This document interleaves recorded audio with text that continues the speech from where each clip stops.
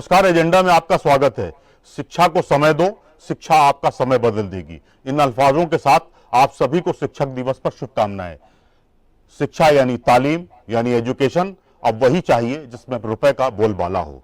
78 साल पहले जब भारत आजाद हुआ तो यहां पर साक्षरता दर सिर्फ 12% रही, पर तमाम कोशिशों और शिक्षा नीतियों के बाद भी अब पुरुषों में 84% और महिलाओं में 71% साक्षरता दर हो पाई है। ये कैसी विडंबना है कि अभी तक हम 100% लिटरेसी पर नहीं पहुंच पाए हैं।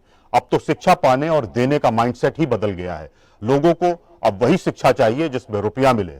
एकेडमिक कैरियर पर चंद लोगों का ही फोकस रह गया है। हर कोई प्रोफेशनल पढ़ाई ही पढ़ना चाह रहा है, वो भी धन खर्च करके। और जब यह धन खर्च करता है तो बाद में धन निकालने के लिए भी वह शिक्षा संस्कारों को तिलांजलि दे देता है, क्योंकि शायद इसी सोच ने शिक्षा लेवल पर गहरी चोट दी है।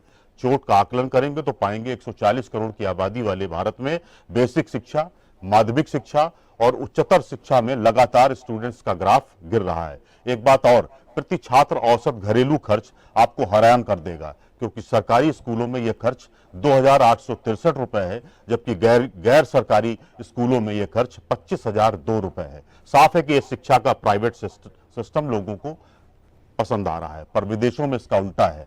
वहां सरकारी सिस्टम प्रभावी है और पहली पसंद है। इस पर हम एजेंडा में चर्चा और मंथन करेंगे। चर्चा में हमारे साथ बतौर मेहमान कानपुर यूनिवर्सिटी के विधि professor doctor A B Jaiswal ji होंगे। क्राइस्ट कॉलेज की पॉलिटिकल साइंस की HOD professor doctor Vibha Dixit ji होंगी। रिसर्च स्कॉलर और असिस्टेंट प्रोफेसर मयूरी सिंह जी होंगी। आप सभी का नमस्कार के साथ स्वागत है। पहले एक छोटी सी बाइट सुनिए। और सबसे बड़ी बात, एक टीचर बनना समाज में सपना जिस दिन बन गया, अभी देश के सबसे योग्य लोग क्या बनना चाहते हैं? उनको आईआईटी करना है, एम्स करना है, डॉक्टर बनना है, इंजीनियर बनना है, एमबीए करना है, कंपनियां चलानी है, आईएएस बनना है, आईपीएस बनना है। देश के सबसे समझदार व्यक्ति को टीचर नहीं बनना है। और जिस दिन देश के सबसे योग्य लोग टीचर बनने की जिद कर लेंगे, समाज बदल जाएगा। वो कब होगा? जब टीचर को सुविधाएं और सम्मान इतना मिले। अमेरिका जैसे देशों में, इंग्लैंड जैसे देशों में आपको पता है, डॉक्टर इंजीनियर से ज्यादा वेतन और सम्मान टीचर्स का होता है, इसलिए वहां पढ़ाई की वैल्यू है। यहां टीचर वो बनता है जो कुछ नहीं बन पाया। हम लोग मजाक में कहते हैं कि टीचर और फटीचर में अंतर ही नहीं होता यहां पर। तो जिस दिन शिक्षा, अध्यापक, इन सब का सम्मान ठीक से होने लगेगा, कल्चर बदलेगी, कल्चर ऑफ लर्निंग बदलेगी देश में। और उसके 20-50 साल बाद आपको समाज वैसा नजर आएगा जो मुद्दों। जायसवाल जी, आप ही से शुरू करेंगे। देश को कैसी शिक्षा मिल रही है? क्या इससे देश की शिक्षा प्रणाली में कोई बदलाव फायदेमंद रहा है? दूसरा, इसी में एक सवाल और जोड़ लें, क्या मैकाले की शिक्षा आज भी हम देख रहे हैं? क्या हम सारा ध्यान हमारा उसी पे है क्या? राजेश जी, आपके दर्शकों को राधे राधे, जय श्री कृष्णा। तो आप शिक्षा की बात कर रहे हैं, तो जब से मैंने स्कूलिंग शुरू किया और लगभग 21 साल से पढ़ा रहा हूँ, तो पढ़ाई का उद्देश्य ही ये है कि पढ़ लिख के आपको नौकरी प्राप्त करना जी। कहीं से भी ये नहीं है कि पढ़ लिख के आपको इंसान बनना है, वैल्यू सिस्टम से चलना है, आपका मूल्य परक जीवन होना। तो जो हमारा शिक्षा प्रणाली है, या जो विश्वविद्यालयों का है कि मैं ये प्रोफेशनल कोर्स खोल रहा हूँ, आपका ये खोल रहा हूँ, अलग अलग तरह का डिजाइन करके कोर्स खोल रहे हैं, वो इसलिए नहीं खोल रहे कि कोई वैल्यू लेवल पे समाज में बदलाव आए, मूल्य आधारित समाज बने। और ये जो मूल्य आधारित समाज बनेगा, तब शिक्षा का, शिक्षक का महत्व हो। शिक्षा का कोई महत्व नहीं, उसे बस इतना शिक्षा चाहिए जिससे वो पैसा कमा सके।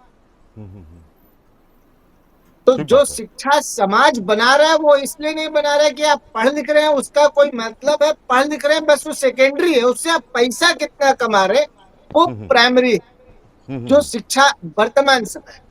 और ये परिवर्तन बहुत सिस्टमैटिक हुआ। जो आपका दूसरा सवाल था लॉर्ड मैकाले का, जी जी, कि लॉर्ड मैकाले ने अपने एजुकेशन पॉलिसी में कहा कि भारतीयों को क्लर्क मानसिकता का बनाना है, ताकि वो नौकरी को करें, नौकरी को प्राथमिकता दें। उनका जब आप नौकरी करते हैं तो आपका जो स्वाभिमान है वो प्रभावित हो जाता है।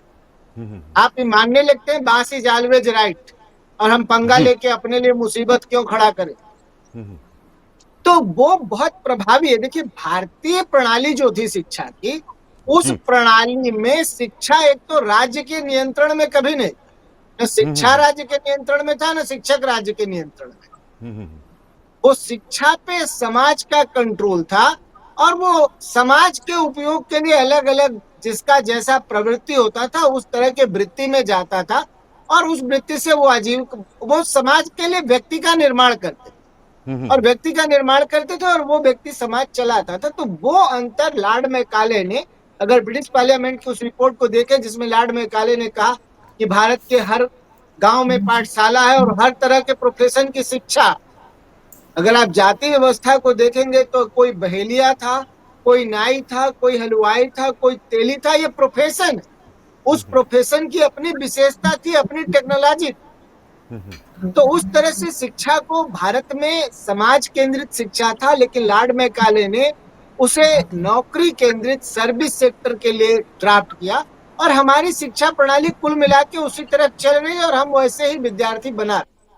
ठीक कह रहे हैं आप, बहुत अच्छी बात कही आपने। मैं डॉक्टर विभा जी के पास जाना चाह रहा था। विभा जी, आप तो क्राइस्ट कॉलेज, एक जमाना था क्राइस्ट कॉलेज का भी, और हम सब लोगों का सपना हुआ करता था कि क्राइस्ट कॉलेज में जरूर एडमिशन हो जाए। वो आप सब देख रहे हैं, वो दौर भी देख रही हैं, कई पीढ़ियां वहां से निकल के गई, और तमाम लोग उच्च पदों पर भी बैठे हुए हैं। आपको क्या लगता है, सारा ध्यान अब प्रोफेशनल कोर्सेज पे हो गया है क्या? हम अब वही पढ़ना चाहेंगे, इंजीनियरिंग या नीट के थ्रू हम डॉक्टर बनना चाहेंगे, या हम सीए सीएस करना चाहेंगे, यही सब फोकस हो गया है? डिग्री कॉलेजेस में केवल ग्रेजुएट हो जाएं, पोस्ट ग्रेजुएट हो जाएं, यही फोकस रह गया है क्या आज भी? आपसे जानना चाह रहे थे जी। देखिए, जहां तक क्राइस्ट चर्च कॉलेज का सवाल है, उसकी अपनी परंपरा रही है। काफी अच्छे उन्होंने जो है विद्यार्थीगण हमारे कॉलेज से निकले हैं, काफी जी। नाम रोशन किया है। लेकिन जी। समय के साथ साथ आप देखिए कि जो शिक्षा है उसकी उपयोगिता, उसकी जो यूटिलिटी है वो चेंज होती जा रही है। और प्लस ये हो रहा है कि जो डिग्री कोर्सेज हैं, पीजी कोर्सेज हैं, उन सब की उपयोगिता में भी कमी आई है। क्योंकि हर व्यक्ति को जो है पढ़ाई लिखाई का जो एक मेन जो मुद्दा बनता है वो है कि उनको एक रोजगार मिलना। इस ठीक वजह बात है। से जो है नेप ने जो है रोजगार परक शिक्षा का जो है प्रावधान रखा है। लेकिन अभी भी इसमें बहुत कमियां हैं। हम लोग के जो अभी भी डिग्री कोर्सेज हैं वो जी। हमारे कंट्रोल में नहीं है, वो प्रोफेशनल ओरिएंटेड नहीं है, और उसकी वजह से जो छात्र हैं वो काफी कुछ डिग्री कोर्सेज से दूर होते जा रहे हैं, और वो प्रोफेशनल एजुकेशन की तरफ ज्यादा बढ़ते जा रहे हैं। और मेरी समझ से ये प्रैक्टिकल भी है, क्योंकि यदि आप डिग्री कोर्सेज में बीए एमए करके उनको उनका सिर्फ समय बढ़ा रहे हैं, बट उनको कोई नौकरी नहीं, कोई करियर जो है सिक्योरिटी नहीं है। और हर बच्चा जो है पढ़ाई लिखाई का जो उपयोग है वो बेसिकली अपने करियर को बनाने के लिए करना चाहता है। तो यदि वो जो शिक्षा हमारी जो है उनको करियर नहीं दे पा रही है, तो वो उसकी यूटिलिटी के हिसाब से उसमें जो है जो आपके रजिस्ट्रेशन है उसमें कमी आएगी, स्तर में कमी आ रही है, छात्रों का जो अटेंशन है डिग्री कोर्सेज की तरफ वो कम जी। होता जा रहा है, और प्रोफेशनल डिग्रीज की तरफ ज्यादा होता जा रहा है। तो हमारे कॉलेजेस को कभी कभी ऐसा लगता है कि डिग्री कोर्सेज चलाने से क्या फायदा हो रहा है कि नहीं, इस पे जो है सोचने की आवश्यकता है। या फिर वो कॉलेजेस का पूरा स्वरूप बदलने की आवश्यकता है ताकि वो रोजगार परक शिक्षा दे सके। ये एक बहुत बड़ा प्रश्न चिन्ह है हमारे जो एजुकेशन सिस्टम पे जी। है। जी। क्या हम बच्चों को इस काबिल बना रहे हैं कि वो अपना स्वयं का बिजनेस शुरू कर सके, कुछ अपने जीवन यापन के लिए कुछ आगे कर सके, या फिर वो बहुत बड़े स्कॉलर बन सके? तो आज जो छात्र है वो बड़े दोराहे पे खड़ा है कि मैं किस तरीके की शिक्षा पे मतलब जोर दूं, या तो मैं रोजगार परक में जाऊं या मैं डिग्री कोर्सेज करूंगा, तो इसके बाद क्या, बीए एमए करने के बाद मुझे क्या मिलेगा, इसके लिए बहुत ज्यादा चिंतित हैं। तो मेरे हिसाब से चीजों का जो है स्वरूप बदलना चाहिए, सोच बदलनी चाहिए, और कॉलेजेस को भी जो है अपने स्वरूप को जो है दोबारा से पुनरीक्षित करके नए ढंग से सोच को जो है सम्मिलित करने की आवश्यकता है, जहां तक ठीक बात। मेरा जी सोचना है। बिल्कुल ठीक ठीक करिए आप। मयूरी जी, मैं आपके पास आ रहा था। मयूरी जी, नवाचार पर तो बहुत फोकस हो गया है, बहुत ध्यान दिया जा रहा है। इंडियन गवर्नमेंट 11 साल से बहुत काम कर रही है, लेकिन मुझे लगता है कि रिसर्च का पॉइंट ऑफ व्यू है वो थोड़ा अभी वीकर सेक्शन पे है, उस पर फोकस नहीं है। पैसे जरूर दिए जा रहे हैं, लेकिन जिस तरह से चीजें बाकी विदेशों में हो रही हैं, हमारे यहाँ उस पर फोकस कम है। आपका क्या नजरिया है कि अनुसंधान पर इंडियन गवर्नमेंट को काफी फोकस करना पड़ेगा, अदरवाइज तो फिर हम बस शिक्षा दे रहे हैं और क्या है? बिल्कुल मयूरी सही जी। कह रहे हैं आप, बिल्कुल सही कह रहे हैं राजेश जी। शिक्षा का प्रॉब्लम ये हो गया है ना अभी कि हम लोग जब अनुसंधान की बात करते हैं, जब हम रिसर्च की बात करते हैं, तो गवर्नमेंट तो पैसे देती है। ऐसा नहीं है कि गवर्नमेंट पैसे नहीं देती है, या जी। गवर्नमेंट अनुसंधान के लिए अपना फंड नहीं दे रही है, या शिक्षा के लिए फंड नहीं दे रही है। हम्म। लेकिन क्या ये फंड और ये पैसा, ये सब चीजें उन लोगों तक पहुंच पा रही हैं जिनको जरूरत है? हम्म। सबसे बड़ा मुद्दा जब आता है ना शिक्षा को लेकर के, अनुसंधान को लेकर के, जी आप जी। देखिए रिसर्च को लेके, तो सबसे बड़ा जो चीज आती है वो यही आती है कि क्या जो उसके पात्र व्यक्ति हैं, क्या उन तक वो चीज पहुंच रही है? क्या सभी लोग रिसर्च करने में इंटरेस्टेड हैं? जैसे कि आज के समय में हम देखें शिक्षा को, तो शिक्षा का, जब से मैं जैसे लॉ पढ़ाती हूँ जी। और लॉ की छात्रा भी रही हूँ, तो लॉ को मैंने देखा, तो मैंने जब लॉ किया था तब उसका तरीका पढ़ाने का अलग था बिल्कुल। और जब मैं पढ़ाने में आई हूँ तो कोरोना के बाद से तो बिल्कुल ही एकदम, ये मान लीजिए कि हर कोई चाहता है कि घर बैठे पढ़ाई हो जाए, हाँ। और घर बैठे तो किसी की रिसर्च हो ही नहीं सकती। बच्चों ने लाइब्रेरी का यूज करना बंद कर दिया है। बच्चों की हाँ। प्रॉब्लम है ये, मैं ये नहीं कहूंगी शिक्षकों की प्रॉब्लम है या सरकार की प्रॉब्लम है या जी। संस्थान की प्रॉब्लम है। मैं ये कहूंगी कि ये बच्चों की समस्या है कि वो लोग पढ़ते जरूर हैं, लेकिन हमारे समय में कहा जाता था गुनो, पढ़ना नहीं है, गुनना है। हर एक जी। चीज को मतलब अपने अंदर समाहित कर लेना है। और आज जी। के समय के बच्चों की समस्या ये है, वो केवल पढ़ते हैं, वो किसी चीज को पढ़ना चाहते नहीं है। वो लोग पढ़ाया उन्हें जबरदस्ती जा रहा है, ऐसा फील होता है जब क्लासेस में हम लोग क्लासेस लेते हैं या बच्चों को समझाने की कोशिश करते हैं चीजें, तो बच्चे सुनते हैं, समझते हैं, जवाब भी देते हैं, लेकिन गुनते नहीं है। 4 दिन बाद आप पूछेंगे तो वो जी। भूल चुके होंगे। जबकि मैं कहूंगी कि मेरे को अगर आपने 10 साल पहले कोई चीज पढ़ाई होगी तो मुझे आज भी याद है। क्यों? क्योंकि मेरे को पता है कि मैंने उसको किस तरीके से पढ़ा है। लेकिन आज के बच्चों की समस्या है, वो गुनेंगे नहीं, से केवल पढ़ेंगे, और पढ़ने के लिए उन्हें टीचर की जरूरत नहीं है। हाँ हाँ हाँ। They don't choose teachers, they want AI, chat GPT से आंसर ले आएंगे वो। अलग अलग जो परपेचुटी है और इस तरीके के बहुत सारे जो एआई के टूल्स आ गए, उनसे पढ़ते हैं, यूट्यूब से सुनेंगे, सब करेंगे। लेकिन वो उनको अगर क्लास आने के लिए कहेंगे, क्योंकि जब तक आप घर से बाहर नहीं निकलेंगे तब तक अनुसंधान करना बेकार है। सोशल साइंसेज में तो रिसर्च हो ही नहीं सकती जब तक आप घर के बाहर नहीं निकलते हैं, क्योंकि घर के बाहर ही निकल के आप समाज को समझेंगे। समाज को समझेंगे तभी आप एक सही तरीके से समाज को समझ कर ही आप विधि में भी रिसर्च कर सकते हैं। आप समाज की, सामाजिक विज्ञान की भी रिसर्च कर सकते हैं, आप इकोनॉमिक्स में रिसर्च कर सकते हैं। तभी कर सकते हैं जब आपको समाज के बारे में पता हो। लेकिन समाज के बारे में जब आप समाज में निकलेंगे नहीं, तो आप समाज में कुछ प्राप्त कर नहीं सकते हैं, आप योग्य बनेंगे नहीं। एक बड़ा अच्छा सा श्लोक है संस्कृत का, विद्या जी। ददाति विनयम, हाँ हाँ। विनयाद याति पात्रताम, पात्रत्वाद धनम प्राप्नोति, धनाद धर्म सततधा सुखम। मतलब ठीक है। विद्या हमें विनम्रता प्रदान करती है, विनम्रता हमें योग्यता प्रदान करती है, योग्यता से हम धन प्राप्त करते हैं, और धन से हम धर्म का आचरण कर सकते हैं। जी जी। लेकिन मेरे को लगता है इसकी पहली वाली लाइन से ही प्रॉब्लम शुरू हो जाती है, जहां पर हम कहते हैं विद्या ददाति विनयम। विनयम की हाँ बहुत हाँ। ज्यादा कमी है बच्चों में। बच्चे आज के डेट में गुरुओं को कुछ मानते ही नहीं है, तो कहाँ से उनको सुनेंगे और कहाँ से उनको गुनेंगे। ठीक बात कह रही है।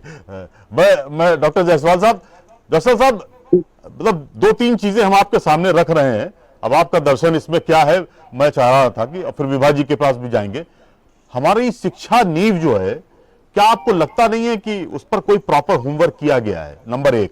दूसरा, मैं आपको सामने एक आंकड़ा रख रहा हूं, आंध्र प्रदेश में 72.6, बिहार में 74.3, मध्य प्रदेश में 75.2, राजस्थान में 75.8, झारखंड में 76.7। साक्षरता दर सबसे कम आंकी गई है हिंदुस्तान में। ये इंडिया का, मैं आपको फिगर बताऊं, ये स्टेट्स ऐसे हैं जहां सबसे कम लिटरेसी है। एक पॉइंट ये आपके सामने रख रहे हैं। दूसरा ये कि यूपी में तो सब चीजें बढ़ गई, लेकिन आखिर तमाम ऐसे राज्य हैं वहां क्या बहुत शिक्षा को लेकर बहुत कम दिमाग लगाया गया, या शिक्षा को लेकर कोई काम ही नहीं किया गया? डॉक्टर साहब। राजेश जी, मेरी आवाज पहुंच रही है? हाँ बिल्कुल, कैरी ऑन सर।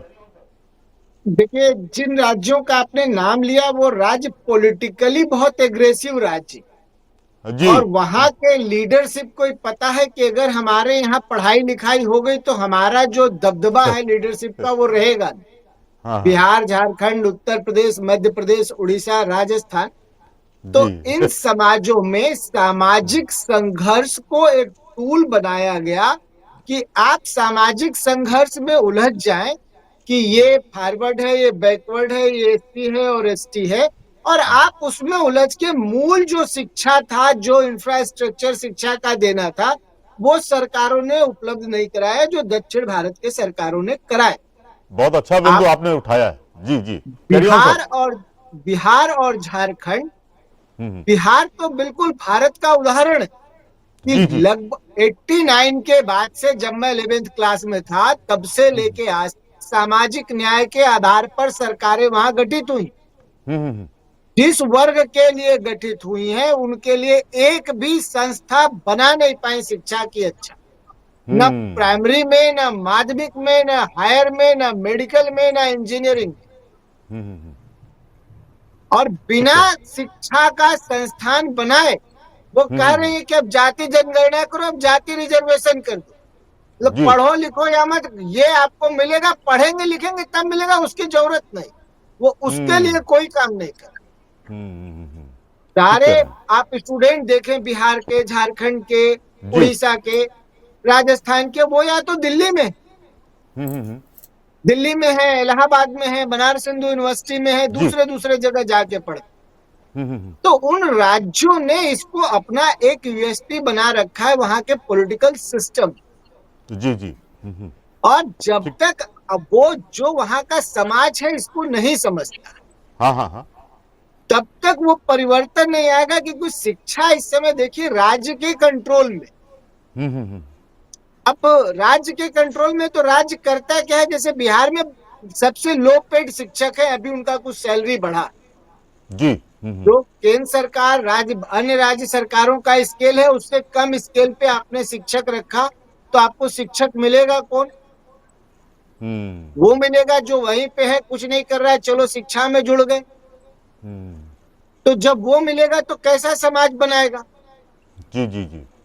तो समस्या ये है कि शिक्षक का चयन और शिक्षा जिसका आप चयन कर रहे हैं, उसको चयन और उसका जीवन यापन दोनों बहुत कनेक्टिंग है, तब वो बेहतर समाज बना पाए। ठीक तब आप बात। शिक्षा, ठीक। और उत्तर भारत के जिन राज्यों का आपने नाम लिया, जी जी। जब तक इस राज्य के पॉलिटिकल सिस्टम में करेक्शन नहीं होता, हाँ हाँ हाँ। वो सिर्फ एक जाति या आर्थिक आधार और ये लड़ाई दंगे में लगे रहेंगे, तब तक शिक्षा का भी फोकस नहीं होगा, समाज का फोकस नहीं होगा। तो समाज ठीक। को उस पर फोकस बनाना है, तब जाके शिक्षा में सुधार हो सकता है इन ठीक बात राज्यों। है। ठीक बात है, आपने अच्छी बात रखी। मैं डॉक्टर विभा जी, मैं आपके सामने एक चीज रख रहा हूं। सारा ध्यान इस समय इंडियन गवर्नमेंट का अगर पॉइंट ऑफ व्यू हम देखना चाहें, उनका जो माइंडसेट है, आईआईटी, आईआईएम, इस तरह के तमाम इंस्टीट्यूट, इन पर फोकस किया जाए। उसे बजटरी सपोर्ट भी वो बहुत बेहतर तरीके से दे रहे हैं। आपके यहाँ सेंट्रल यूनिवर्सिटी हुई, डीम्ड यूनिवर्सिटी हुई, या तमाम और यूनिवर्सिटीज हैं स्टेट गवर्नमेंट्स में, उन पर फोकस नहीं, उनको बजट भी कम अलॉट हो रहा है और उन पर बहुत ज्यादा रिलाय भी नहीं किया जा रहा है कि हाँ ठीक है वो अपना एक रन कर रहे हैं, एक कैजुअली अप्रोच में उनको देख लिया जाता है। आखिर क्या वजह है? ऐसा थोड़ी है कि जहां चीजें बनेंगी, बेहतर बनेंगी, रोजगार मिलेगा, उन पर आप ज्यादा फोकस करें और आप डीम्ड यूनिवर्सिटी या सेंट्रल यूनिवर्सिटी या आप जैसी कानपुर यूनिवर्सिटी या लखनऊ यूनिवर्सिटी पर फोकस कम करें। बस मोनोटोनस वर्किंग हो रही है, वहां स्टूडेंट आ रहा है, पढ़ के चला जाता है, ये है। क्या आपको लगता है कि बहुत सारा, कहीं ना कहीं हमको लगता है कि बहुत सारी गड़बड़ी गवर्नमेंट के लेवल पे भी हो रही है? क्या आप आपकी क्या राय बनती है? देखिए, सरकार के लेवल पे तो गड़बड़ियां हैं और वो जग जाहिर है, मेरे कहने से नहीं है, क्योंकि हम जी लोग खुद ही जो है शिक्षा पर बहुत कम, जो है हमारा जो बजट है वो बहुत कम है। जी यदि जी। आप देखें, हमारा जीडीपी का सिर्फ 2.8 जो है वो शिक्षा में खर्च किया बिल्कुल जाता है। बिल्कुल फिर बिल्कुल। उसमें भी जो मेजर पोर्शन है वो आपका चला जाता है आईआईटीज, आईआईएम्स में, क्योंकि उनको लगता है कि हम विश्व स्तरीय जो है ग्रेजुएट्स को तैयार करें। और जो कॉलेजेस हैं उसमें भी आप अब देख रहे हैं, आप निजीकरण होता जा रहा है। सरकारी कॉलेजेस की जो संख्या है वो कम करती जा रही है तो सरकार कहीं ना कहीं अपना एक्सपेंडिचर जो है ये गवर्नमेंट कॉलेजेस और गवर्नमेंट जो एडमिनिस्ट्रेड कॉलेजेस हैं उससे कम करती जा रही है। वहाँ फंडिंग कम हो रही है, वहाँ पे आपको जो है छात्रों का जो रजिस्ट्रेशन है वो कम होता जा रहा है, और कहीं ना कहीं यूनिवर्सिटी जैसे फॉर एग्जाम्पल आपके पास कानपुर यूनिवर्सिटी है, वो एक जी। प्राइवेट यूनिवर्सिटी की तरह जो है अपने आप को स्टैब्लिश कर रही है। सारे फैसिलिटीज इंफ्रास्ट्रक्चर स्टूडेंट्स को मिल रहे हैं और वो लोग नए नए कोर्सेज रोज शुरू कर रहे हैं। उसकी वजह से क्या हो रहा है कि जो सरकारी कॉलेजेस है या सरकारी नियंत्रण वाले कॉलेजेस हैं वहां से छात्र जो है वो यूनिवर्सिटी की तरफ शिफ्ट होते जा रहे हैं। तो हमारे पास छात्रों की कमी भी आ रही है, छात्रों की जो क्वालिटी है वो भी जो है थोड़ा कमजोर है हमारे कॉलेजेस में। और डे बाय डे हम लोगों को एक ये भय सता रहा है कि ऐसा ना हो कि कॉलेजेस में जो है छात्रों की संख्या कम होने पर सरकार ये निर्णय ले कि इन कॉलेजेस को बंद कर दिया जाए। तो कहीं ना कहीं प्राइवेटाइजेशन का बहुत जोर है और ये सरकार प्राइवेटाइज्ड इंस्टीट्यूशंस को ज्यादा सपोर्ट कर रही है। जैसे यूनिवर्सिटीज है, यूनिवर्सिटी में आप देखिए जो फीस है वो एक एक स्कॉलर से 25-25 हजार फीस ले रहे हैं और बच्चे देने जी। को तैयार हैं। इसका मतलब है कि एफ्लुएंस बढ़ रही है सोसाइटी में, लोग देने को तैयार हैं, उन्हें सुविधा चाहिए, उन्हें पूरी तरह से जो है एक पूरा पूरा इंफ्रास्ट्रक्चर चाहिए पढ़ाई के लिए, जो कि कॉलेजेस में नहीं है। इस वजह से जो हम लोग देख रहे हैं कि जो हम लोगों के जो बच्चों की संख्या में कमी आ रही है, तो वो कहीं ना कहीं सरकार की जो हम लोगों के प्रति जो खर्च है, जो भी वो उनको जो है स्पेंडिंग करनी चाहिए थी गवर्नमेंट को, जी। स्टेट गवर्नमेंट को, जो हम लोग के जो संस्थानों पे ध्यान देना चाहिए, वहां कहीं ना कहीं कमी नजर आती है। जैसा हम लोगों के समझ में ये आ रहा है कि डे बाय डे सरकार एजुकेशन से अपनी रिस्पॉन्सिबिलिटी को खत्म करना चाहती है और प्राइवेटाइज करके अपनी इस जिम्मेदारी से मुक्त होना चाहती है। मुझे लगता है ये एक मुश्किल सबब भी है और उस पर फोकस जी नहीं रखना चाहिए। सरकार को कोई पॉलिसी बनानी चाहिए इस पर। मैं मयूर जी आपसे भी जानना चाह रहा था, पीएम रिसर्च जी। फेलोशिप योजना के अंतर्गत आईआईटी और आईआईएमसी में तकनीकी अनुसंधान के लिए 10,000 फेलोशिप का प्रावधान किया है, लेकिन यूनिवर्सिटीज या सेंट्रल यूनिवर्सिटीज या कानपुर यूनिवर्सिटी या लखनऊ यूनिवर्सिटी के लिए इस तरह का कोई प्रावधान नहीं किया गया है। ये बजट पिछले बजट में भी था, उसके पहले के बजट में भी था। आखिर सारा फोकस इस तरह अगर किया जाएगा, इस तरह से पार्शलिटी की जाएगी मुझे लगता है एजुकेशन में, तो मुझे लगता है जो भावी पीढ़ी है वो क्या पाएगी। मुझे नहीं लगता है कि अब आप ठीक है, आप ऐसी शिक्षा देना चाह रहे हैं जिसमें रोजगार ही हो, ये फोकस हो, लेकिन ऐसा भी नहीं है कि कोई ग्रेजुएशन या पोस्ट ग्रेजुएशन कर रहा है हिंदी से या संस्कृत से या फिर केमिस्ट्री से या पॉलिटिकल साइंस से, तो उसका कोई मोल नहीं है। तो क्या इस तरह की पार्शलिटी से मुश्किल नहीं पैदा होगी आने वाली पीढ़ी के लिए? मयूरी जी प्लीज कैरी ऑन। बिल्कुल बिल्कुल आप सही कह रहे हैं कि ऐसी पार्शलिटी से समस्या तो उत्पन्न हो सकती है, लेकिन हाँ, सरकार का, जैसे विभा मैम ने बोला कि सरकार का जो स्टेट यूनिवर्सिटीज की तरफ, गवर्नमेंट कॉलेजेस की तरफ जो एक पक्षपातपूर्ण रवैया रहा है कि वो लोग उनको फंड्स कम दे रहे हैं। जैसे जैसे समय बढ़ता जा रहा है वैसे वैसे ग्रांट्स कम होती जा रही हैं, वैसे वैसे लोगों को फायदे मिलने कम होते जा रहे हैं, वैसे वैसे। और मैं आपको एक बहुत पता नहीं बोलना चाहिए इस मंच से, लेकिन टीचर्स की संख्या भी कम होती जा रही है। 16 लाख टीचर्स हैं पूरे इंडिया में जो 60 करोड़ बच्चों को शिक्षा प्रदान कर रहे हैं। अगर आप इसका अनुपात निकालेंगे तो मुझे लगता है एक टीचर के ऊपर 40 से भी बहुत ज्यादा बच्चों का रेशियो आ जाएगा। जी। तो समस्या, जो बेसिक समस्या है सरकार की, वो ये है कि सही तरीके से शिक्षकों का चुनाव तो नहीं हो रहा है। इसके साथ ही जो अनुसंधान के लिए जो फंड जो आईआईएम आईआईटी जा रहे हैं, जहां पर ऑलरेडी उनके पास ऑलरेडी इतना फंड है, इतना पैसा है कि उन्हें जरूरत नहीं है, लेकिन फिर भी वो लोग कर रहे हैं। वहां के संस्थान गुणवत्तापूर्ण शिक्षा भी प्रदान कर रहे हैं, गुणवत्तापूर्ण अनुसंधान भी कर रहे हैं, लेकिन जो राज्य सरकारों के जो भी संस्थान है वहां पर ना तो रिसर्च के लिए बच्चे जा पाते हैं। किसी कॉन्फ्रेंस में अगर जाना हो, विदेशी संस्था के द्वारा ऑर्गेनाइज्ड इंटरनेशनल कॉन्फ्रेंसेस में जाना हो जो कहीं विदेश की धरती पे हो रही है, ना उनके लिए पैसे होते हैं, ना उनके पास फंड होते हैं, और ना ही नेशनल कॉन्फ्रेंस में भी अगर आपको जाना है, ना छुट्टी होती है, ना कुछ होता है। तो इसी तरीके की चीजें जो एक बच्चा है जो एक समस्या और दूसरा झेल रहा है। दूसरा जो आप कह रहे थे पॉलिटिकल साइंस और हिस्ट्री, इकोनॉमिक्स क्या बच्चा सिंपल ऐसे ही रह जाएगा, उसका कोई मोल नहीं है? नहीं, मेरा ये बिल्कुल भी मानना नहीं है। शिक्षा किसी भी फील्ड में हो, कहीं पर भी हो, उसका कहीं ना कहीं फायदा जरूर होता है। भले ही वो हिस्ट्री में पढ़ने वाला बच्चा हो, अगर वो हिस्ट्री में पढ़ रहा है तो उसने सोचा ही होगा कि वो यूपीएससी क्लियर करेगा, वरना पीसीएस क्लियर करेगा, गवर्नमेंट जॉब की तरफ उसका रुझान रहा होगा। तीसरी चीज, वो टीचर बनने के बारे में सोचता है। तो ये तीनों ही फील्ड उसके लिए ओपन है, और इसमें ऐसा नहीं है कि कम वैकेंसी है। यूपीपीसीएस की भी काफी वैकेंसीज आती हैं, यूपीएससी की भी जी आती जी। है। मेरिटोरियस बच्चे, वहां तक अगर बच्चे, मैं वही पिछड़ा वाला बात फिर से बोलूंगी, गुनने वाली, बच्चा वो चीज उस लेवल पे सीखना ही नहीं चाहता है कि वो इस तरीके की चीजें पा सके। वही सिस्टम हमारा 50 साल पहले भी था, 50 साल बाद भी वही है, लेकिन बस इसमें अंतर इतना आ गया है, बीच में आईआईटी आईएएम और एक और संस्था जो जुड़ गई है वो है एनएलयू, नेशनल लॉ यूनिवर्सिटीज। हम उनको भी नहीं भूल सकते हैं, क्योंकि उनको भी फंड की कमी नहीं है, उनके पास भी कोई जी प्रॉब्लम नहीं है। प्रॉब्लम बेसिकली आ रही है स्टेट यूनिवर्सिटीज के पास, स्टेट कॉलेजेस के पास, जो कॉलेजेस बहुत समय पुराने चल रहे हैं, जैसे कि आपका क्राइस्ट चर्च जी। कॉलेज है, इसके अलावा यहाँ पर बीएसएसडी कॉलेज है, बीएनडी कॉलेज है। इन सबके पास फंड्स की प्रॉब्लम है, इन लोग के पास बिल्डिंग इंफ्रास्ट्रक्चर की प्रॉब्लम है। यूनिवर्सिटीज अपना कॉर्पस फंड बढ़ा रही है, बच्चों को लेकर आ रही है, नित नए प्रयोग कर रही है बच्चों के ऊपर, ताकि नए नए कोर्सेज ऑन करके बच्चों को स्टेट, अपने ही स्टेट में, अपने सिटी में रखा जा सके। हमारे पास तो ऐसे ऐसे बच्चे आते हैं सर, कि वो बच्चे 95-96% वाले हैं, लेकिन वो लोग यहाँ पढ़ना नहीं चाहते। उनकी काउंसलिंग करनी पड़ती है कि नहीं बेटा, तुम्हें क्यों जाना है बाहर, केवल उन्हें घर में रह के नहीं पढ़ना है। ठीक बात। तो हम ये नहीं कह सकते हैं कि सरकार की तरफ से ग्रांट मिलने लग जाएगी तो शायद हम लोग अच्छा करने लग जाएंगे, लेकिन हम लोग को अपनी तरफ से हम क्या बेहतर कर दे रहे हैं बच्चों को, वो भी समझना जरूरी है। ठीक बात है। डॉक्टर जायसवाल साहब, आप तो वैसे भी सारी चीजों को एलोबरेट कर ही देते हैं ठीक से।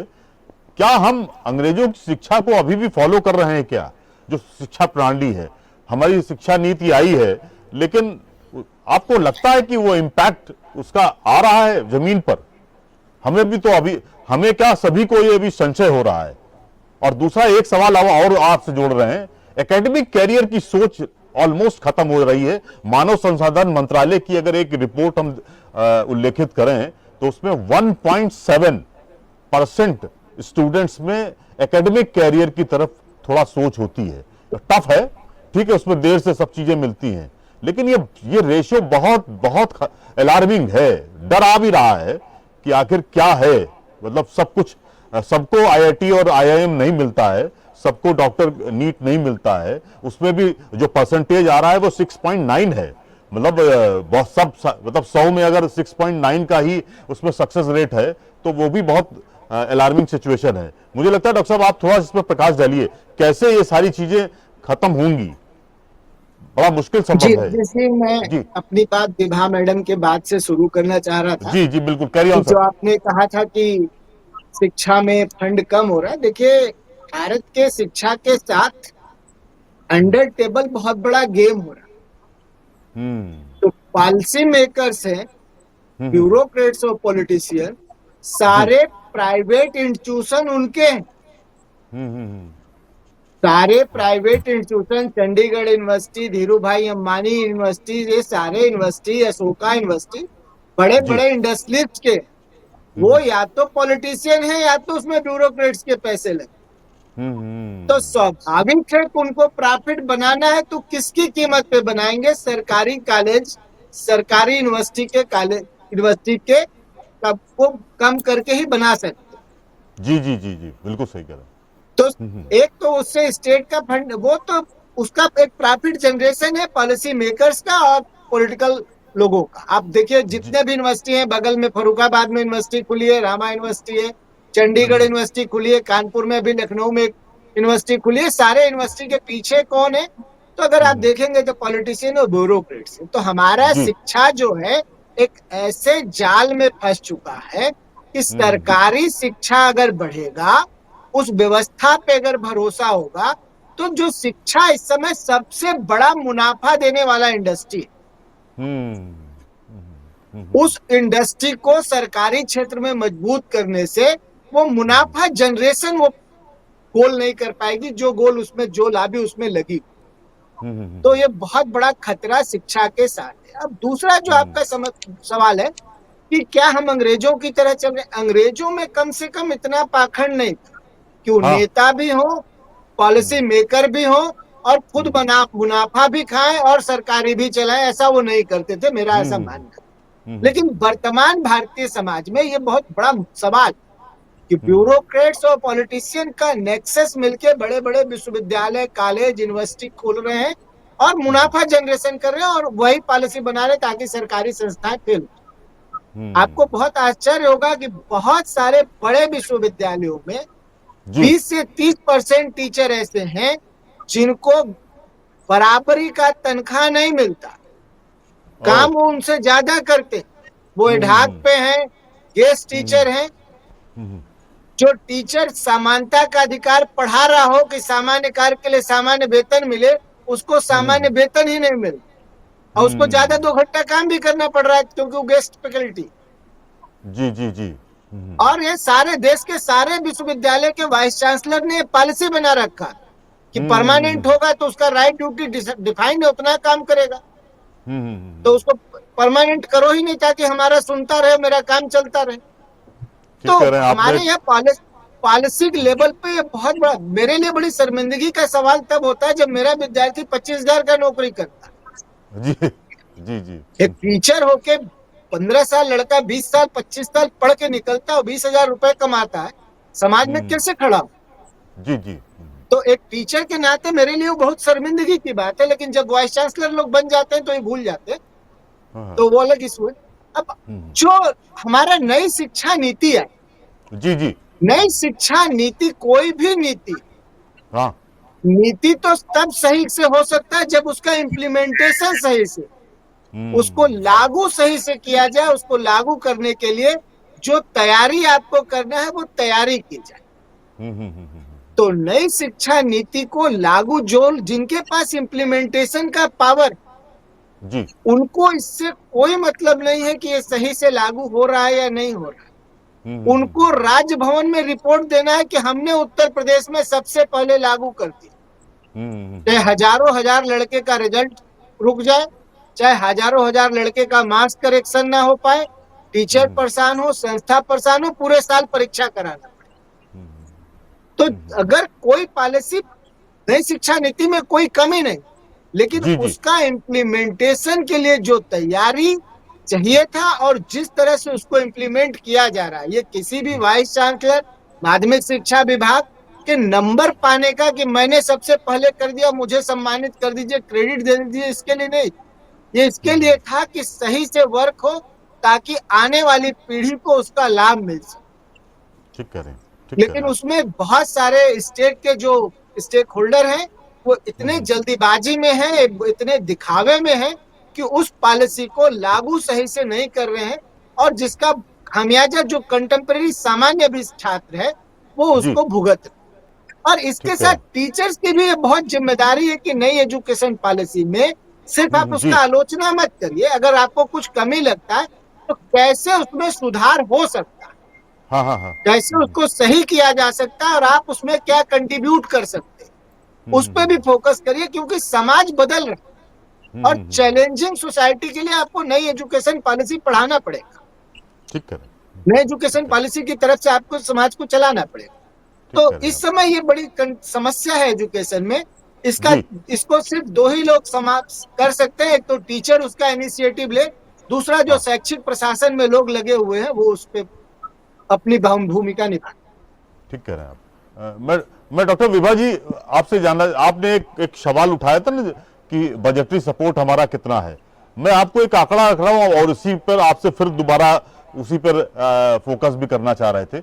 अमेरिका अपनी जीडीपी का 6.2 और चाइना 4.3 और आपने भारत का उल्लेख कर ही दिया 2.8 जीडीपी का हम शिक्षा पर खर्च करते हैं। ये तो बहुत थोड़ी सी रकम है। हमें लगता है शायद हम शिक्षा पर यूं ही नहीं कुछ करना चाहते हैं, ये हमारा माइंडसेट बन गया है, ठीक है जितना है उतना कर दिया जाए। तो आपको क्या लगता है जब ये हालत है हमारा इस तरह का माइंडसेट है, तो क्या आपको लगता है कि हम शिक्षा को बेहतर तरीके से भावी पीढ़ी को दे सकते हैं?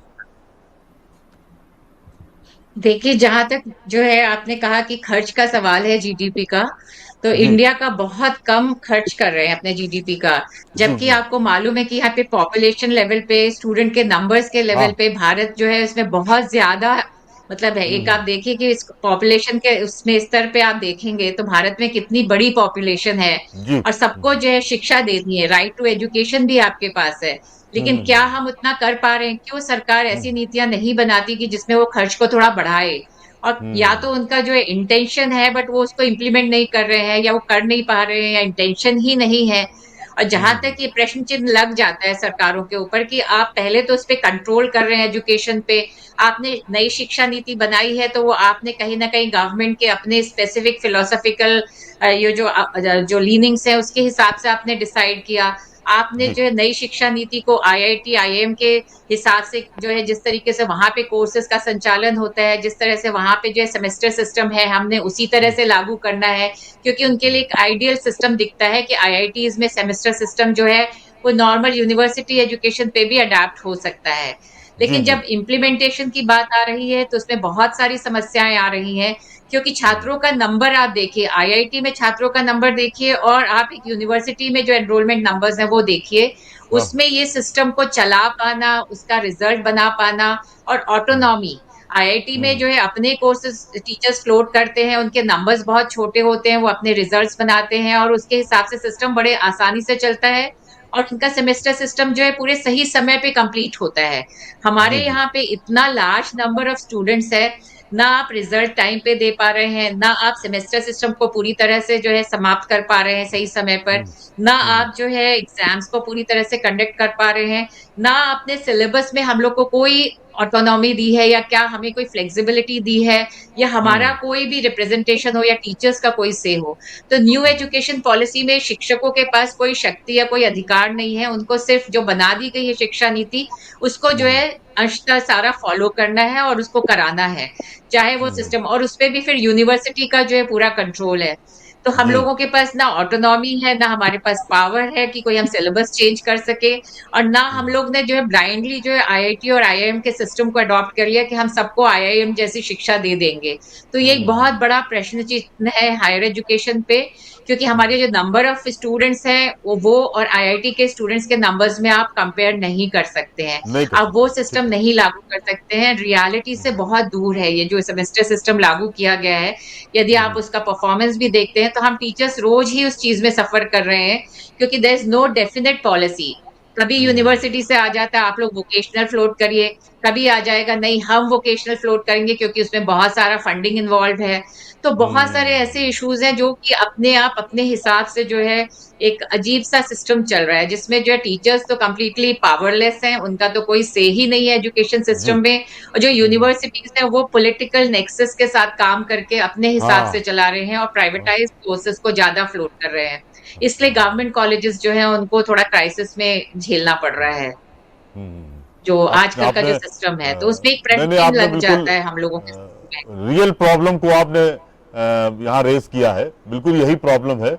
मतलब मुझे लगता है कि जो हायर एजुकेशन है उसमें पॉलिटिकलाइजेशन इतना ज्यादा हो गया है कि हर चीज उसी माइंडसेट से देखी जाती है और करी भी जाती है। मैं मयूरी जी आपसे जानना चाह रहा था, जी मयूरी जी आप तो अगर आप यूं भी देखें सामान्य तौर पे, तो रिसर्च का पॉइंट ऑफ व्यू जो है वो डे बाय डे आप कह सकती हैं कि कुछ फील्ड्स में बढ़ा है, लेकिन जो ओवरऑल जो स्टूडेंट्स का एक माइंडसेट होता है कि हम रिसर्च करेंगे, फिर हम ये करेंगे, फिर वो हम करेंगे, वो जो एक एम बना के चला जाता है, वो मुझे लगता है उसमें कहीं ना कहीं भारी कमी दिख रही है। वो जो एम बनाने, रिसर्च की जो एम बनाए माइंडसेट होता है, एक अलग अलग टेस्ट होता है कि हमको रिसर्च करनी है, वो उसमें भारी कमी दिख रही है।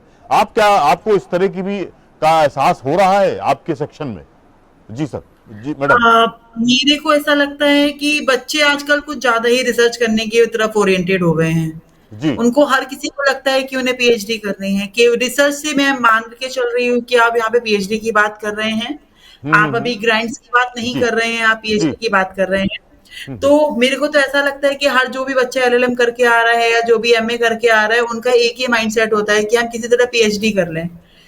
और इसके पीछे का कारण भी ये है कि जैसे कि हम लोग स्टार्टिंग से डिस्कस कर रहे हैं कि शिक्षा को रोजगार परक बनाना है, तो जितने भी आपके अनप्रोफेशनल वाले कोर्सेज हैं, जो प्रोफेशनल नहीं हैं, जो आपके बेसिक कोर्सेज है, बीए, बीएससी, आपके बाकी बीकॉम, इन सब में अगर बच्चा सीधे सीधे अपना पहला एम रखता है कि भाई उसे गवर्नमेंट जॉब्स में जाना है, अगर वो बाई चांस उसका क्लियर नहीं होता है तो उसका दूसरा एम चल के, जो हर एक पर्सन अपने लिए बहुत सारे फील्ड्स बना के रखता है, तो उसमें से उसका दूसरा एम यही होता है कि वो अगर इधर नहीं जा पा रहा है तो चलो ठीक है, शिक्षा में ही चले जाते हैं।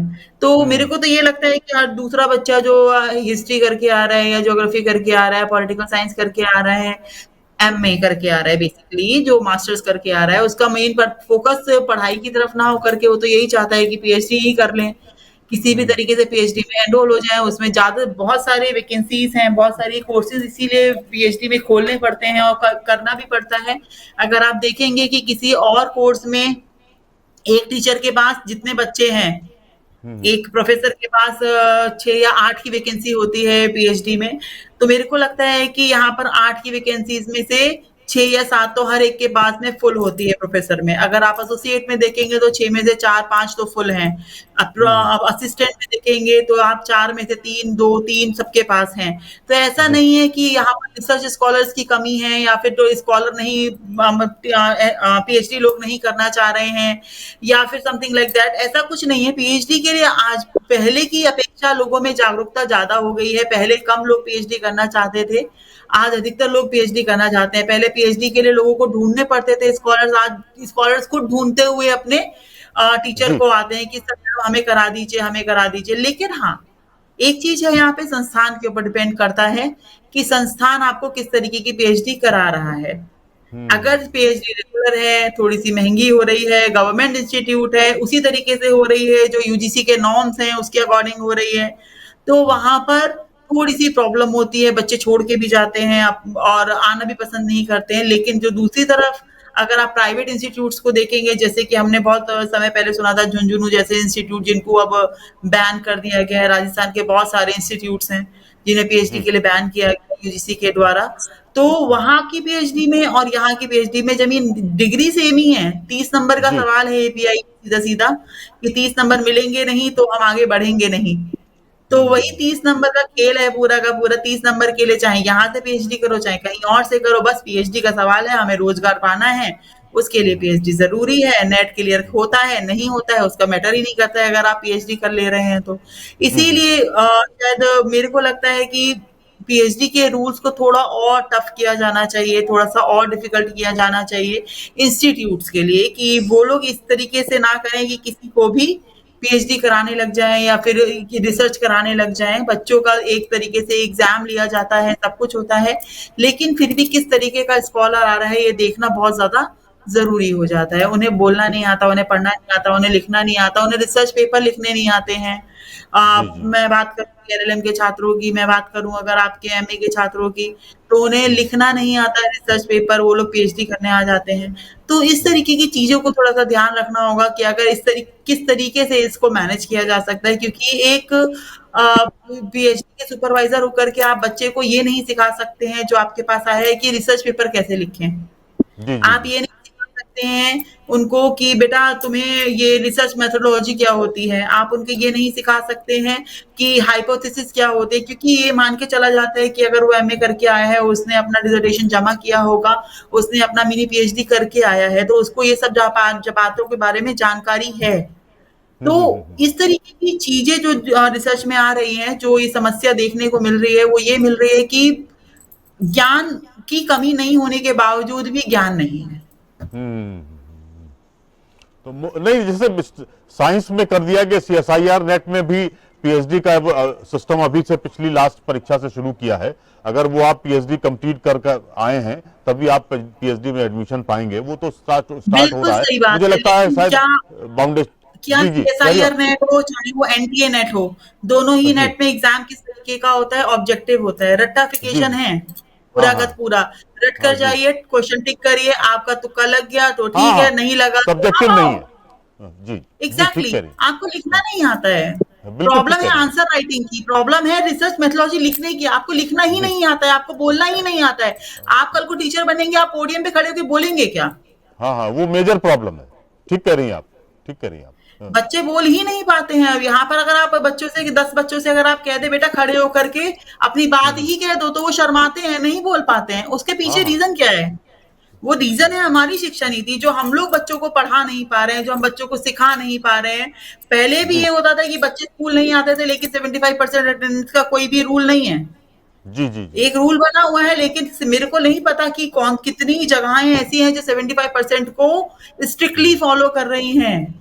नहीं नहीं, मुझे नहीं लगता है कि कोई फॉलो कर रहा है इसको strictly. That is the thing. जी मैं जी अभी कुछ दिनों पहले किसी एक बहुत बड़ी हस्ती से मिली थी। जी। बहुत बड़ी हस्ती हैं।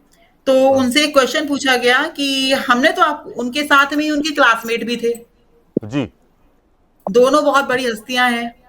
जी। उनसे उनके क्लासमेट ने उनसे पूछा, मैंने तो आपको कभी क्लास में नहीं देखा। अरे। तो दूसरी हस्ती ने बोला, हाँ मैं कभी कभी क्लास चला जाया करता था, महीने में 2-3 महीने में एक बार जाता था। हाँ। और दूसरे वाले बोले, अच्छा हम तो रेगुलर जाते थे। अरे। तो ये हिसाब है। आज की बात नहीं कर रही हूँ मैं, आज से 20-25 साल पहले की बात कर रही हूँ। 25 साल पहले की स्थिति ये थी कि इस तरीके से मतलब वहां पर भी 75% का नॉर्म था, फिर भी लोग नहीं जा रहे हैं, फिर भी आज की डेट में भी वो बहुत बड़े बड़े जी पदों जी। पर हैं। अगर आप उन्हें बोलने के लिए कहते तो कुछ भी अनर्गल बोलते हैं और निकल लेते हैं। तो वही है कि शिक्षा जो है वो शुरुआत से ही अपने उस तरीके के टेम्परामेंट में नहीं है जिस तरीके के टेम्परामेंट में उसे होना चाहिए था। ठीक है। हम लोग देने की कोशिश कर रहे हैं, हम लोग सिखाने की कोशिश कर रहे हैं, लेकिन बच्चे सीखने के लिए तैयार नहीं है। ठीक कह रही हैं आप। मैं डॉक्टर जायसवाल साहब, एक एक दर्द है आपके भी, थोड़ा आपने भी शेयर किया है, लेकिन वो दर्द बहुत सारे लोगों का है। क्या आपको लगता है नौकरशाही और जिस तरह से अब यूनिवर्सिटीज में कुछ तबके के लोगों का अपॉइंटमेंट हो रहा है, उससे जो रियल टीचर है वो आहत है?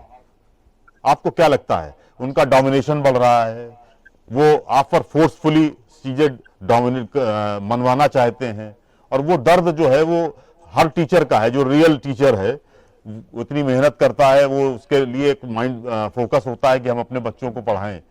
क्या आपको लगता है ये दर्द जो है गहरा रहा है क्या?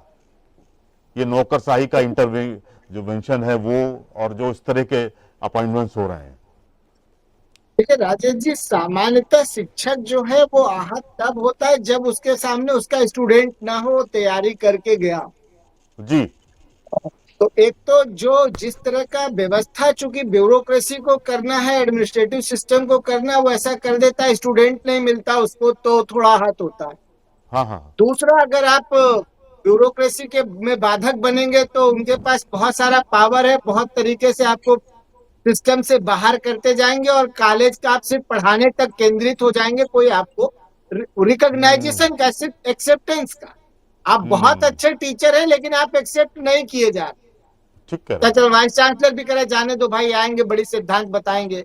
हाँ हाँ प्रिंसिपल भी कह रहा है कि जाने दो, ये बहुत अच्छे हैं लेकिन ये बड़े सैद्धांतिक है, इनसे काम होगा नहीं। हाँ हाँ तो उस तरह का टीचर, और वो सैद्धांतिक है, वो गलत करेंगे नहीं क्योंकि वो पढ़ रहे हैं और पढ़ा रहे हैं।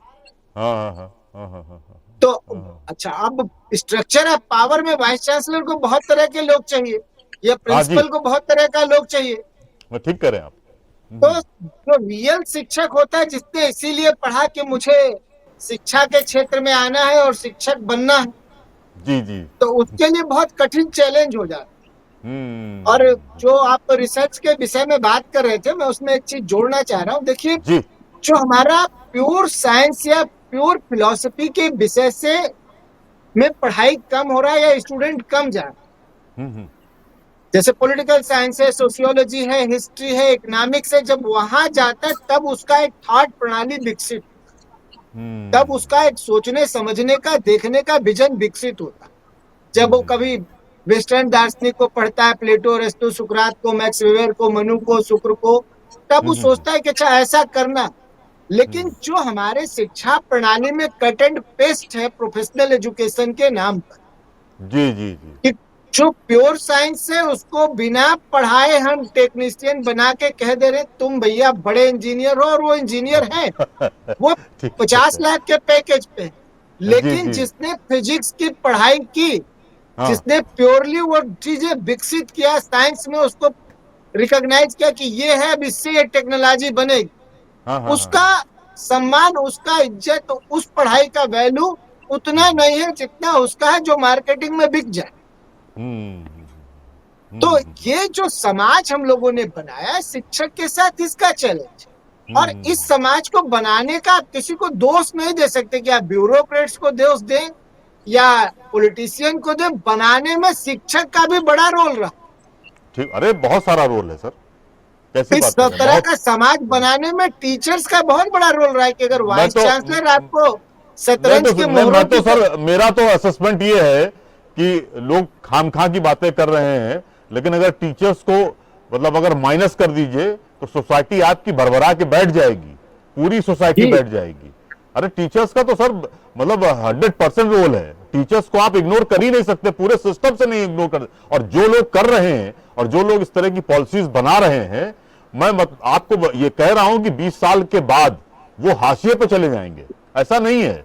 और टीचर्स टीचर होता है, मतलब टीचर्स को तो हम लोग पहले भी मतलब हिम्मत नहीं पड़ती थी, टीचर्स को तो हम लोग पिता से भी बड़ा मानते थे और हिम्मत नहीं पड़ती थी, उसका एक अनुशासन होता था, वो कहीं ना कहीं डेकोरम से हमको फॉलो करना पड़ता था, उनकी जो भी चीजें हैं। अब वो प्रोफेशनलिज्म आ गया है, 21वीं सदी में नजरिया बदल गया है लोगों का, वो एक अलग पहलू है। लेकिन मुझे लगता है कि टीचर एक बड़ा इंपॉर्टेंट फैक्टर है किसी भी सोसाइटी को सजाने और संवारने के लिए। तो मैं तो आपके साथ हूं, इसमें कोई दो राय नहीं। और हम जैसे मतलब अगर मीडिया मैन भी इस चीजों को भी समझेंगे और तमाम समाज आज भी उसको रिकॉग्नाइज कर रहा है सर, ये मैं नहीं, मैं तो सिर्फ जो भी कह रहा जिम्मेदारी हूं ले रहा था राजेश जी। समाज बनाने में टीचर की भूमिका है, लेकिन समाज में जो विकृति है हाँ उसमें भी टीचर की भूमिका। हाँ, ये कह अगर सकते हैं वाइस जी। चांसलर और प्रिंसिपल बिसात बिछा रहे स्ट्रक्चर ऑफ पावर का, हाँ तो हाँ, उसमें टीचर भी उनके मोहरे बन रहे। हाँ हाँ, तो निश्चित तौर जब पे। टीचर को स्टूडेंट मोहरे बनते देखता है तो वो भी उसमें जाता है। तो अगर आपको बेहतर समाज बनाना है तो आपको बेहतर टीचर भी बनना पड़ेगा। मैं 5 साल अपने कॉलेज में चीफ प्रोक्टर रहा, जी जी। और कोई भी स्टूडेंट किसी भी तरह का हो या कोई भी गार्जियन कैसा भी हो, मेरे से कभी भी ऊंची आवाज में बात नहीं किया, न कभी मिसबिहेव किया। और जबकि मैं अकेला होता था कॉलेज जी में जी। बहुत बार, क्योंकि आपके वाइब्रेशन से वो समझ जाता है कि आप सही कर रहे हैं या गलत कर रहे ठीक हैं। बात तो है। ये जो समस्या है कि टीचर्स को अपना कंडक्ट टीचर का रखना पड़ेगा, पहली बात। तब आप बेहतर समाज बना सकते हैं और तब आप शिक्षा के पॉलिसी पे सवाल उठा सकते हैं। आप क्लास नहीं ले रहे हैं, खुद नयाचार नहीं कर रहे हैं, जो नवाचार होना है वो नहीं कर रहे हैं, नए टूल टेक्निक नहीं अपना रहे हैं, और सिर्फ एजुकेशन पॉलिसी का आलोचना करें, तो उससे कोई बेहतर परिणाम आने वाला नहीं। ठीक कह रही हैं, ठीक कह रहे हैं सर। मैं विभा जी आपसे मतलब डिबेट को फाइनल भी करूंगा अब। एक सवाल आपसे जानना चाह रहे थे, केरल और मिजोरम में साक्षरता दर 96% है तो वो हिंदुस्तानी ही, लेकिन हम कहाँ हैं वो कहाँ हैं, ये एक बड़ा गहरा सवाल है। और दूसरा ये कि क्या आपको लगता है कि जो स्टूडेंट्स आ रहा है उसका भी माइंडसेट बदला हुआ है क्या? वो केवल बस पढ़ने आ रहा है, वो चीजों को फॉलो करने नहीं आ रहा है, क्या आपको लगता है? मैं आपसे आपकी मतलब ये एक तरह से फाइनल कमेंट आपसे चाह रहा हूं। देखिए, आप नॉर्थ ईस्ट के स्टेट्स में और जो आपके इधर के नॉर्दर्न स्टेट्स हैं या रेस्ट ऑफ द इंडिया के स्टेट्स हैं, उसमें कंपैरिजन बहुत कम हो सकता है, क्योंकि रिसोर्सेस का भी मसला है। और अब गवर्नमेंट जो है नॉर्थ ईस्ट में ज्यादा ध्यान दे रही है, या वहां पे जो सिस्टम है वो ज्यादा एफिशिएंटली इस चीज का महत्व समझ रहा है। और जैसा कि प्रोफेसर जायसवाल जी ने बताया कि नॉर्थ के स्टेट्स में जो है पॉलिटिकल माइंडसेट ज्यादा डोमिनेटिंग है, और वो जी। पॉलिटिक्स से जो है शिक्षा को जोड़ कर देखता है कि क्या वो हमारे लिए फायदेमंद है कि नहीं है, और शिक्षा को उसी तरह से तोड़ मरोड़ के जो है जनता तक पहुंचा रहा है। जी और जी। जहां तक छात्रों का सवाल है, छात्र जो है शिक्षा में आ रहे, पढ़ने के लिए नहीं आ रहे, उनको बेसिकली अपनी जिंदगी में जो है कुछ रोजगार चाहिए, उनको जीवन यापन के लिए कुछ माध्यम चाहिए, इसलिए वो शिक्षा में आ रहे हैं। और शिक्षा उनको जब नहीं वो दे पा रही है, तब उनके अंदर ये फ्रस्ट्रेशन आती है और वो लोग दूसरी तरफ जाते हैं, दूसरा रुख हो जाता है समाज में। तो जहां तक हम ये चाहते हैं कि शिक्षा को जो है हम ये कहेंगे कि रोजगार परक बना रहे हैं, हम लोग बहुत कॉमर्शियलाइज हो रहे हैं, हम प्रोफेशनलिज्म की तरफ जा रहे हैं, लेकिन हम टीचर्स को, हम पूरे एजुकेशनल सिस्टम को भी ये देखना पड़ेगा कि ये जो इतने बड़े नंबर में ये छात्र जो हायर एजुकेशन में स्टक हो जाते हैं और बीए एमए करने के बाद इनका क्या, इनको क्या हम एम्प्लॉयमेंट दे पा रहे हैं? क्या हम उनको 75% अटेंडेंस की यदि हम लगा भी देते हैं कंडीशन, तो क्या इसके बाद इनका फ्यूचर क्या रहने वाला है? यहाँ से निकल के ये क्या करेंगे?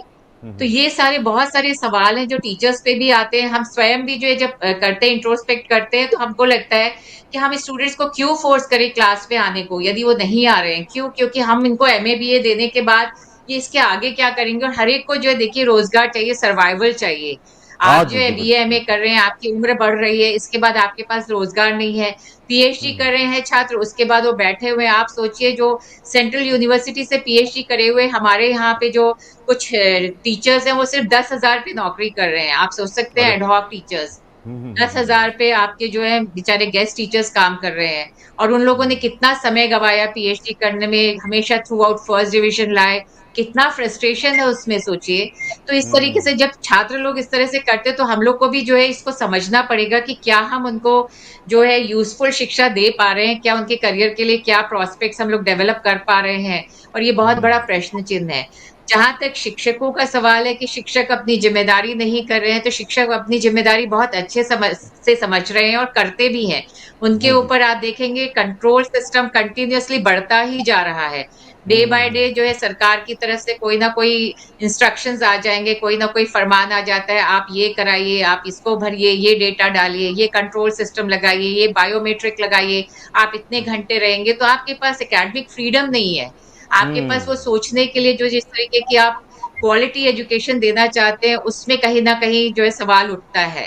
तो ये जो है सरकार को भी देखना पड़ेगा, ये शिक्षकों को भी देखना पड़ेगा कि ये जो है सबकी एक सम्मिलित जो है रिस्पॉन्सिबिलिटी है, कि सिर्फ सरकार का ही काम नहीं है, सिर्फ शिक्षक का काम नहीं है, या छात्रों को बनाने में सभी को जो है मिलजुल करके एक ऐसी नीति का निर्माण करना पड़ेगा जिसमें सभी का हित सम्मिलित हो, शिक्षक का भी हो, सरकार का भी हो, यदि वो चाहती है हमारा हित हो इसमें, और दूसरा छात्रों का तो सबसे ऊपर छात्रों का हित होना चाहिए, क्योंकि शिक्षा का तो मेन जो पर्पस है वो छात्रों को जो है जीवन में जो है सही दिशा निर्देश देना है, उनके जीवन को जो है बनाना है, उनको एक प्रोफेशन देना है। तो मुझे लगता है शिक्षक के ऊपर बहुत रिस्पॉन्सिबिलिटी है, लेकिन उसके ऊपर बहुत सारे जो कंट्रोल सिस्टम्स हैं उसको भी दोबारा से जो है रिव्यू करने की आवश्यकता है। ठीक कह रही हैं आप, इस बहुत पर भी सारे जो बहुत है। चीजें जिसमें हम लोग जुड़े जी हुए जी हैं। बिल्कुल ठीक बात कह रही है, हैमरिंग नहीं होनी चाहिए इस तरह की, क्योंकि जी ये ज्ञान है, ज्ञान का केंद्र है, शिक्षक तो ज्ञान का केंद्र है, और उस पर अगर आप कंट्रोलिंग करेंगे तो मुझे लगता है मुश्किल आएगी। मयूरी जी, आपसे भी फाइनल कमेंट चाह रहे थे बहुत संक्षेप में। आखिर रिसर्च को और नवाचार को अगर हम सब कुछ कर लें तो हमें क्या करना चाहिए, गवर्नमेंट के पॉइंट ऑफ व्यू से भी और स्टूडेंट के पॉइंट ऑफ व्यू से? मैं आपसे सजेशन चाह रहा हूं बहुत संक्षेप में सर, और फिर मैं जसवाल जी से भी फाइनल कमेंट। मैं तो यही चाहूंगी कि हर एक नियम को अगर सही तरीके से फॉलो किया जाए, और दूसरा रिसर्च करने वाले लोगों के लिए कुछ नई अपॉर्चुनिटीज ओपन की जाए, हाँ उनको जी थोड़ा फंड जी। प्रोवाइड कराया जाए। और बच्चों की तरफ से ये गवर्नमेंट के लिए था कि गवर्नमेंट अगर कुछ फंड प्रोवाइड कराए, कुछ उनके लिए नौकरी के लिए, उनके रोजगार के लिए अलग से अवसर प्रदान करे, उन्हें कुछ अलग इस तरीके का कुछ अलग तरीके का करा जाना चाहिए, जिससे कि वो लोग भी रिसर्च के करने के बाद उनको कुछ फायदा हो, और वो लोग इसके लिए अपनी जी तोड़ मेहनत तो करें। ठीक बात है, दूसरी ठीक तरफ बात बच्चों के लिए मैं ये कहना चाहूंगी कि बच्चे जो हैं वो कुछ इस तरीके का काम करें कि वो लोग रिसर्च में कम आगे जी तोड़ मेहनत करने के लिए उन्हें पढ़ना होगा, स्टार्टिंग से ही, प्राइमरी से लेकर के सेकेंडरी तक, और सेकेंडरी से लेकर के ग्रेजुएशन, ग्रेजुएशन से पोस्ट ग्रेजुएशन, सब उन्हें जी तोड़ मेहनत करके पढ़ना होगा, तभी चलिए वो बस ठीक है, ठीक रिसर्च। है। समय की थोड़ी सी बलिहारी भी है। धन्यवाद। जसवाल साहब, एक लाइन का आपसे चाह रहे हैं कमेंट। बस देखिए, अगर आपको अच्छा शिक्षा प्रणाली बनाना है तो शिक्षक के को थोड़ा फ्री रखना पड़ेगा, ताकि वो सोच सके और सोच के विद्यार्थी के साथ बेहतर तरीके से कर सके। अगर आप सुपरविजन और कंट्रोल शिक्षक पे बढ़ाते जाएंगे तो बेहतर रिजल्ट नहीं। ठीक बात है। आप तीनों मेहमानों का बहुत बहुत धन्यवाद। बहुत अच्छी सी चर्चा हुई और एक अच्छा सा विषय भी था जिस पर तमाम सारी बातें आई हैं। Thank you sir, thank you madam. मेहमानों की राय है कि शिक्षा को रुपए से मत तौलिए, भावी पीढ़ी को पॉजिटिव माइंडसेट देने के लिए गुरुओं के साथ साथ हर किसी को आगे आना होगा। कॉमर्शियल अप्रोच ठीक नहीं है। शिक्षा किसी भी सिस्टम को सजाने संवारने के साथ बलशाली बनाती है, इसलिए इसकी कद्र कीजिए, गुरुओं की कद्र कीजिए, तभी शक्तिशाली देश का सपना पूरा होगा। चलते चलते शिक्षा की जड़ें कड़वी होती हैं लेकिन फल मीठा होता है। एजेंडा में अगले हफ्ते मुलाकात होगी। धन्यवाद, नमस्कार।